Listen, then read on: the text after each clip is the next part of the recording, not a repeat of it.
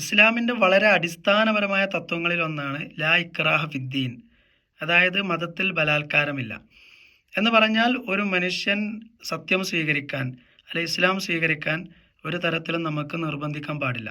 എന്നാൽ ഇതേ ഇസ്ലാമിൻ്റെ തന്നെ അടിസ്ഥാന തത്വങ്ങളിൽ പെട്ടതാണ് ഒരാൾക്ക് പരലോകമോക്ഷം കിട്ടണമെങ്കിൽ അയാൾ സത്യവിശ്വാസം നിർബന്ധമായിട്ടും സ്വീകരിക്കണം എന്നുള്ളത്. അപ്പോൾ ഇത് രണ്ടും തമ്മിലൊരു വൈരുദ്ധ്യമുണ്ടോ എന്നുള്ളതാണ്.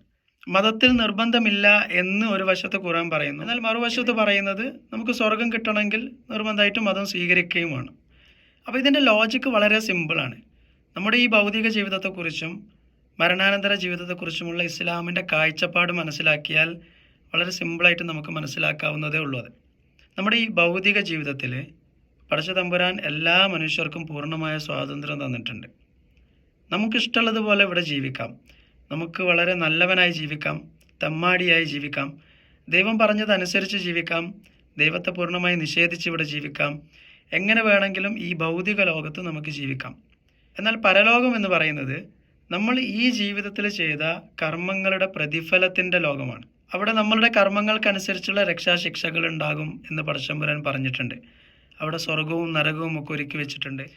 അവിടെ നമ്മൾ രക്ഷപ്പെടാൻ, മോക്ഷം ലഭിക്കാൻ നമ്മൾ എന്താണ് ചെയ്യേണ്ടതെന്നുമൊക്കെ വളരെ കൃത്യമായിട്ട് ഖുർആൻ നമ്മളെ പഠിപ്പിക്കുന്നുണ്ട്. അവിടെ സ്വർഗത്തിൽ നമുക്ക് കിട്ടുന്ന അനുഗ്രഹങ്ങളെക്കുറിച്ച് മനുഷ്യനെ പ്രലോഭിപ്പിക്കുന്ന തരത്തിലുള്ള ഒരുപാട് വർണ്ണനകൾ ഖുർആനിലുണ്ട്. അതേപോലെ തന്നെ നരകത്തിൻ്റെ ഭയാനകതയെക്കുറിച്ചുള്ള ഒരുപാട് താക്കീതുകളും ഖുർആനിൽ തന്നെയുണ്ട്. ഇതെല്ലാം നൽകിയതിന് ശേഷം പടച്ച തമ്പുരാൻ നമുക്ക് പൂർണ്ണമായ സ്വാതന്ത്ര്യവും തരുന്നുണ്ട്. നമുക്ക് മോക്ഷത്തിന്റെ മാർഗവും സ്വീകരിക്കാം, അതല്ലെങ്കിൽ നാശത്തിന്റെ മാർഗവും സ്വീകരിക്കാം എന്നുള്ളത്. അപ്പോൾ ഈ പരലോകത്തെക്കുറിച്ചുള്ള വർണ്ണനകളും താക്കീതുകളും ഒക്കെ മനസ്സിലാക്കിക്കൊണ്ട് ഒരാൾക്ക് വേണമെങ്കിൽ സത്യവിശ്വാസം സ്വീകരിക്കാം, സ്വീകരിക്കാതിരിക്കാം. എന്നാൽ ഭൗതികമായ തരത്തിൽ എന്തെങ്കിലും പ്രലോഭനങ്ങളോ താക്കീതുകളോ ഭീഷണിയോ ഒരു തരത്തിലും ഇസ്ലാം അനുവദിക്കുന്നില്ല.